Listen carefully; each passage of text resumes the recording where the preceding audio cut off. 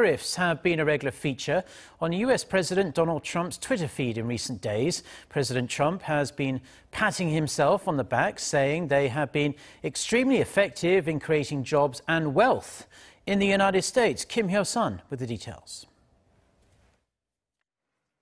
In a series of tweets over the weekend, U.S. President Donald Trump celebrated his administration's tariffs on imports from trade partners, including China.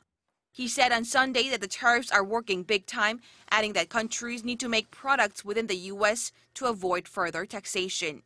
The remark can be interpreted as his willingness to continue pressuring Beijing, which has fired back at Washington by imposing retaliatory tariffs on U.S. imports worth some $60 billion.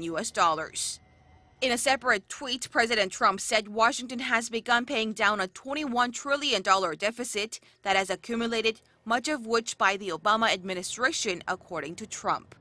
A day earlier, President Trump also tweeted that tariffs have had a tremendously positive effect on America's steel industry, adding it has led to more jobs and wealth.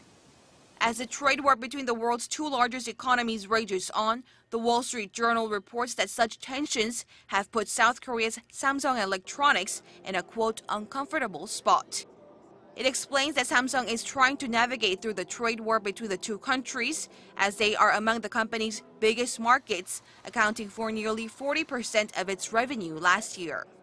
And at the same time, the report says Samsung has also been facing tariffs within the American market, including a whopping 50% duty on its washing machines. Despite such challenges, the article quoted industry analysts who say Samsung does have some protection, explaining how many companies are heavily dependent on Samsung's components for their own products. Hyo-sun, Arirang News.